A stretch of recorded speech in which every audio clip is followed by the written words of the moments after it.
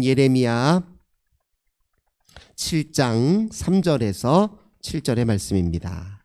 예레미야 7장 3절에서 7절의 말씀입니다. 예레미야 7장 3절에서 7절의 말씀, 우리 한 목소리로 함께 봉독하겠습니다. 만군의 여호와 이스라엘의 하나님께서 이와 같이 말씀하시되 너희 길과 행위를 바르게 하라. 그리하면 내가 너희로 이곳에 살게 하리라. 너희는 이것이 여호와의 성전이라 여호와의 성전이라 여호와의 성전이라 하는 거짓말을 믿지 말라. 너희가 만일 길과 행위를 참으로 바르게 하여 이웃들 사이에 정의를 행하며 이방인과 고아와 과부를 압제하지 아니하며 무죄한 자의 피를 이곳에서 흘리지 아니하며 다른 신들 뒤를 따라 화를 자초하지 아니하면 내가 너희를 이곳에 살게 하리니 곧 너희 조상에게 영원 무궁토록 준 땅에니라. 아멘. 오늘도 주님과 함께 하루를 시작하시는 우리 모든 성도님들, 하나님께서 자비하신 손으로, 은혜의 손으로 꼭 붙잡아 주시길 주님의 이름으로 간절히 기원합니다. 오늘 본문 말씀 통해서 길과 행위를 바르게 하라, 이런 제목으로 함께 은혜의 말씀 나누겠습니다. 오늘 하나님께서 예레미야를 통해 주신 이 말씀은 위치가 중요합니다. 어디에서 이 말씀을 주셨는지가 중요한데 7장 2절 한번 보겠습니다. 너는 여호와의 집 문에 서서 이 말을 선포하여 이르기를, 여호와께 예배하러 이 문으로 들어가는 유다 사람들아 여호와의 말씀을 들으라. 어디에서 선포한 말이라고요? 성전 문 앞에서, 그 성전을 드나드는 사람들을 향해서 오늘 이 메시지를 주셨다는 거예요. 그런데 이제 한 가지 충격적인 메시지는 무엇이냐면 4절입니다. 너희는 이것이 여호와의 성전이라 여호와의 성전이라 이렇게 일컫는 이 거짓말을 믿지 말라고 얘기해요. 아니, 지금 성전 앞에 왔어요. 성전을 들어가려고 하는데 여기가 여호와의 성전이다라 말하는 사람은 거짓말이라는 거예요. 이게 도대체 무슨 의미일까? 당시에 이제 상황이 그렇다는 겁니다. 여호와 하나님 앞에 예배를 드리긴 드리는데 형식적인 예배라는 거예요. 하나님을 가슴에 품고 오직 하나님만이 내 하나님이시요 유일하신 하나님이요 여호와 하나님만이 내 생명의 원천입니다, 이렇게 고백하는 것이 아니라 바알신이 내게 풍요를 주니 바알신에게 내 마음도 일부를 떼어주고 저 세상에도 거짓 우상에도 내 마음 일부를 떼어주고 또 혹시 모르니까 보험 들듯 하나님께도 일부 내 마음을 띄워주고 그런 삶의 자세로 예배드리는 이 성전은 이거 가짜 성전 아니냐, 그런 의미가 있고요. 또 나한테 예배를 드리는 척 하더니 밖에서는 나하고는 무관하게 제 식대로 제 맘대로 내 말씀과 내 뜻과는 아무 상관없이 그렇게 살아가고 있으면서 무슨 이것이 하나님 앞에 예배드리는 온전한 모습이냐, 이제 두 가지 의미를 이제 다 갖고 있다는 거예요. 그러니까 충격적으로 너희들 스스로를 다시 한번 돌이켜 보아라 라는 이런 의미에서 강한 어조로 말씀하시는 거예요. 너희 지금 예배드리러 왔지? 이거 여호와의 성전이라고 하는 것 다 가짜야, 거짓말이야, 이렇게까지 이야기하고 있다는 것입니다. 그러면서 내가 진짜로 원하는 게 무엇인지 아느냐? 3절입니다. 길과 행위를 바르게 하라는 거예요. 너희가 참으로 나를 예배하는 사람이라면, 너희가 나에게 네 중심을 주고 마음을 다 내어주었다면 너희들이 예배하는 자답게 너희들의 일상의 모든 삶에서 걷는 길과 너희가 일상에서 행하는 모든 행위가 바르고 또 온전해야 하지 않겠느냐, 지금 이렇게 말씀하고 있는 것입니다. 근데 길이 갖고 있는 의미가 무엇입니까? 길은 우선 목표와 지향점을 가지고 있는 거예요. 그리고 또 방식을 의미합니다. 그리고 행위는 그저 우리가 하는 행동만 말하는 것이 아니라 생각, 말, 행동, 이 모든 걸 다 포괄하고 있는 것입니다. 내적 활동과 행위가 있고 외적 활동과 행위가 있어요. 그 모든 것을 다 에워싸서 행위라고 이야기하는 겁니다. 우리의 길과 행위, 우리가 날마다 살면서 사는 모든 삶이라고 하는 건 특정한 길을 걷게 되어 있고 특정한 행동을 하는 것 아니겠습니까? 그러니까 우리의 일상의 모든 삶을 이제 길과 행위란 말로 표현하고 있어요. 우리는 하나님 앞에 예배드리고 집중하여 예배드리는 시간이 있죠. 그러나 아무리 열심으로 예배를 드리더라도 그건 24시간 전체 중에 얼마나 됩니까? 길어야 1시간이잖아요. 그렇죠? 나머지는 자는 시간, 저는 하루에 6시간 정도 자는데요. 6시간 자는 시간 빼고, 그리고 하나님 앞에 집중하여 기도하거나 예배하는 뭐 한두 시간 빼고, 나머지 그럼 뭐 몇 시간입니까? 8시간이라고 치면 나머지 24시간에서 8시간 치면 16시간이에요. 16시간 동안에는 내가 일상을 사는 겁니다. 그때 주어진 일도 하고요. 맡겨진 역할도 하고, 또 사람과 관계도 맺고, 또 이 세상 살이를 하고요. 또 먹고 사는 문제로 고심도 하고. 그러니까 우리가 일상은 그렇게 더 많은 시간을 일상에서 산다는 겁니다. 근데 그 삶의 모든 순간순간이 다 길과 행위예요. 우리는 특정한 지향점을 가지고 그 삶을 사는 것이고, 또 특정한 방식으로 그 삶을 삽니다. 그리고 우리가 하는 모든 행동이 계속 끊임없는 행동의 연속이에요. 마음으로는 끊임없이 생각하고 판단합니다. 결정해요. 그리고 끊임없이 말을 주고받아요. 끊임없이 무엇인가를 손짓 몸짓을 사용하면서 일을 한단 말이죠. 그러니까 그 모든 대부분의 시간들이 특정한 길과 행위를 통해서 우리의 삶이 전개되는데, 그 모든 시간 동안 나는 어디에 있냐는 거예요. 도대체 나는 네 중심에 있냐는 겁니다. 네가 가장 많은 시간을 쏟고 있는 그 일상 속에 도대체 나는 어디에 있냐는 거예요. 근데 그 길과 행위를 바르게 하라는 말이 무엇입니까? 그 길의 끝에 그 최종적인 지향점이 하나님이어야 그게 바른 길이잖아요. 그리고 우리가 하는 모든 행위의 근본적인 동기와 목적이 하나님께 있어야 그게 하나님 앞에 바른 것 아닙니까? 우리가 행하는 모든 행위가 하나님과의 관계, 교감 속에서 이루어져야 하나님 사랑이 동기가 되고, 하나님 위에 부여하신 사명과 비전이 동기가 되어야 행할 때 그게 바로 행위가 옳은 것 아니겠습니까? 그래서 우리가 순간순간 살아가는 모든 삶에 하나님이 내게 효력과 영향을 미치고 있는지를 좀 살피면서 생활을 하도록 지금 촉구하고 있는 것입니다. 매 순간이 사실은 선택이에요. 어떤 일이 주어졌을 때요, 여기서 내가 단순히 얼마나 많은 이익을 취할 것인가, 얼마나 효율적으로 일할 것인가만 생각하는 것이 아니라 이 일이 바른가 그른가도 한번 생각해 보는 것, 이게 하나님을 인정하는 태도 아니겠습니까? 우리가 사람 앞에 설 때 내가 이 사람 앞에 나 자신이 얼마나 대단한 사람인지를 보여줄 것인가에 관심을 둘 것이냐, 초점을 둘 것이냐, 아니면 이와 나 사이의 관계 속에 평화를 만드는 일에 초점을 둘 것이냐, 그것도 그 순간의 선택이란 말이에요. 그러니까 사실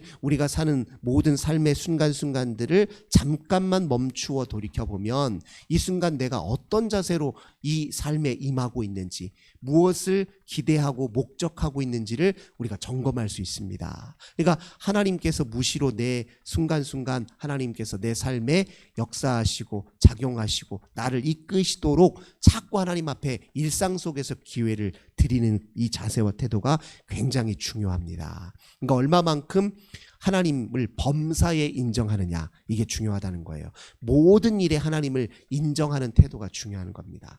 계획을 하나 하더라도요, 오늘 하루에 할 일들을 이렇게 마음속으로 되뇌이고 계획하는 그 순간도 하나님을 인정하고, 하나님 오늘 내게 제가 이러이런 일들을 하려고 하는데요, 그 일 중에서 내가 어디에 더 방점을 두어야 되고, 그리고 무엇을 목적해야 되고, 또 어떤 의미와 가치를 부여해야 되는지 하나님 앞에 다시 한번 묻고 성찰하면서 되돌아보는 것도 필요하죠.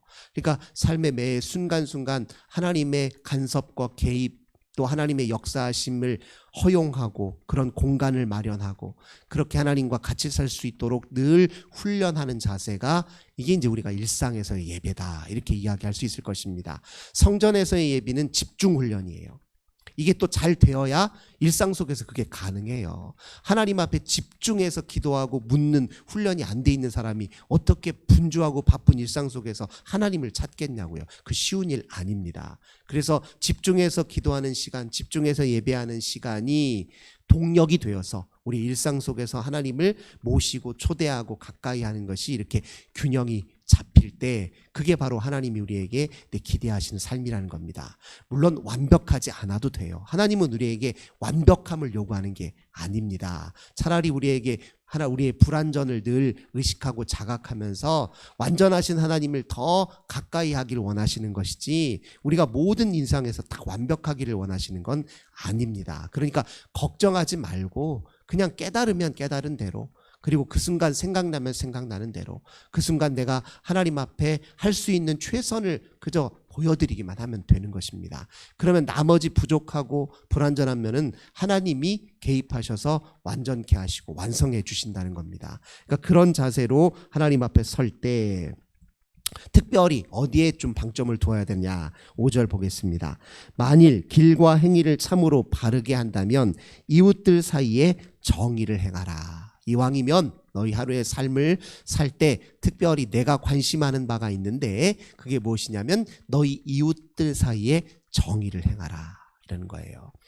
우리가 살고 있는 이 세상에서 이제 세상살이라고 하는 것이 다 넓게 보면 사회관계잖아요. 누구와 어떤 관계 속에서 어떤 일을 함께 도모하고 그와 함께 무엇을 경험하느냐. 이게 우리가 이제 사회생활인데 그런데 그렇게 사회에서 만나는 모든 이웃하는 모든 사람들과의 관계에서 정의를 잃어버리면 안 된다. 이야기하고 있습니다. 정의라는 것 제가 강조해서 말씀드리잖아요. 정의라고 하는 게 근본적으로는 이 공정한 재판과 관련돼 있다라고 말씀드렸잖아요. 그러니까 내가 어떤 사람들 편에 주로 서느냐, 어떤 사람들을 옳다 여기느냐, 어떤 사람들을 더 선호하고 좋아하느냐, 이거 다 관련되어 있는데요. 힘세고 강하고 겉으로 좋아 보이는 사람, 화려한 사람들을 옳다, 이런 사람들이 좋다, 이렇게 선호하는 내 마음가짐을 좀 경계를 두어서 모든 사람들을 존귀하게 여기라, 이렇게 받아들이면 됩니다. 그러니까 어려운 말로 받지 말고 이웃에게 정의를 행하라, 모든 사람들을 존중하는 마음으로 누구에게나 친절한 자세로 관계를 맺는데 힘쓰라, 이런 의미입니다. 그러니까 조금 잘나 보이는 사람들 앞에 설 때는 당연히 더 웃음도 많아지고 하는 것이 인간의 그런 얄팍한 마음이잖아요. 하지만 그 동일한 자세를 허름하게 보이고 또 내 눈에 보기에 안 차는 사람들에게도 동일한 미소를 띄우고 친절을 베푸는데 힘쓰라, 그런 의미예요. 그렇게 살아가는 것이 길과 행위를 하나님 앞에 바르게 하는 것이다, 이렇게 지금 말씀하고 있습니다. 6절은 이방인과 고아와 과부를 압제하지 말라. 이게 사회적으로 당시 가장 약한 사람들을 이제 성경은 이렇게 표현하는 거예요. 꼭 이방인, 고아, 과부한테만 잘하라 이 뜻이 아니라 당시에 제일 사회적으로 약자, 소외된 자가 누구냐, 이런 사람들이니까 그런 사람들을 가리켜 이렇게 표현하는 것입니다. 그러니까 가장 약한 사람들 앞에 어떤 태도를 보이느냐가 그 사람의 인격을 보이는 것이잖아요. 가장 우리가 나쁜 사람의 전형으로 꼽고 있는 사람이 어떤 사람이에요? 약자한테는 강하고 강자한테는 약한 사람. 우리가 그런 사람들을 악한 사람 또는 못된 사람, 그렇게 이야기하잖아요. 그러니까 하나님이 원하시는 것은 약한 사람에게는 도리어 한없이 약하게, 강한 사람에게는 도리어 강하고 의연하고 담대하게, 이렇게 대하는 태도가 하나님이 원하시는 거라는 겁니다. 성경은 이렇게 하나님 사랑의 표징, 네가 하나님 사랑을 받은 사람이고 또 하나님 사랑을 드러내 보이는 이런 증거로, 가장 확실한 증거로 제시하는 게 무엇이냐면 약자를 어떻게 대하는 걸로 판단하겠다는 거예요. 하나님이 기준을 그렇게 세우겠다는 겁니다. 나한테 잘하는 사람한테 또 내가 보기에 괜찮은 사람한테 사랑을 주는 건 이 성경이 그렇게 높이 평가하는 일이 아니에요. 그건 아무나 다 하는 일이기 때문에 그렇습니다. 하지만 굳이 사랑을 주지 않아도 될 것 같은 상황, 그런 사람에게까지 섬세하게 사랑을 줄 안다, 그런 사람을 보고 이 사람은 정말 하나님 사랑이 무엇인지 제대로 하는 사람이구나 라고 성경은 그렇게 평가한다는 것입니다. 그 다음에 무죄한 자의 피를 이곳에서 흘리지 않도록, 내가 생활하는 동안에 다른 사람 억울하게 하고 가슴을 찢고 그의 마음을 후벼 파고 이렇게 아무렇지도 않게 이렇게 생활해 놓고서 하나님 앞에 와서 눈물 지으며 하나님 저 용서해 주시고 불쌍히 여겨 주시고 저 너무너무 힘들어요, 자기 힘든 자기 고통만 하소연할 것이 아니라 나로 인해서 누군가가 눈물 짓고 상처받을 수 있으니 그 모습도 되돌아보고 차라리 하나님 앞에 회개할 줄 알아야 한다, 이런 의미예요. 그래서 성전은 내 고통을 하소연하는 것으로만 그쳐서는 안 된다는 겁니다. 나 힘들고 괴로울 때 하나님 앞에 아뢰이는 게 뭐가 문제예요? 당연한 일이죠. 하지만 그 일로만 그쳐서는 안 된다는 거예요. 그 성전 안에서는 나로 인해서 누군가 눈물 지을지도 모르고, 나로 인해서 누군가 상처를 받았을지도 모르고, 나로 인해서 누군가가 가슴 아파할지 모르니 하나님, 나의 그 미숙함이 낳은 그 모든 아픔을 하나님 제가 회개합니다 하는 마음가짐으로 성전 앞에 서서 기도해야 된다는 것이 이제 오늘 예레미야를 통해서 주신 또 하나의 말씀입니다. 그 다음에 이제 다른 신들 뒤를 따라 화를 자초하지 말라 이렇게 얘기합니다. 여기서 말하는 신들이라고 하는 건 우리가 우상처럼 떠받드는 모든 일들이겠죠. 하나님 나 이것 없으면 큰일 납니다. 하나님 저 이거 이번에 성공하지 못하면 제 인생 끝납니다. 라고 이렇게 여기는 모든 것 다 내 우상과 신이 될 수 있어요. 내가 판단할 때 이게 내 인생에 가장 좋은 것이다 했던 그 판단 자체도 하나님 앞에 내려놓을 수가 있어야 된다는 겁니다. 내가 욕심 부리는 그것이 곧 내 인생에 화를 스스로 자초하는 길일 수도 있다. 이렇게 생각해야 돼요. 목을 메고 집착하는 모든 것들이 사실 신들이에요. 우리 마음속에 작은 신들입니다. 꼭 이렇게 나무로 또 금속으로 조각내서 우리 눈앞에 보이는 그렇게 형상화된 우상만 우상이 아니라 내 마음속에서 목매고 이것 없으면 정말 큰일 나고 내 인생 끝장나는 것처럼 여기고 판단하는 모든 것들이 내 마음속에 작은 신들이에요. 근데 그것들이 도리어 나를 불행으로, 괴로움으로 또 어려움으로 이끌고 있는 것은 아닌지 우리가 되돌아볼 필요가 있다는 것입니다.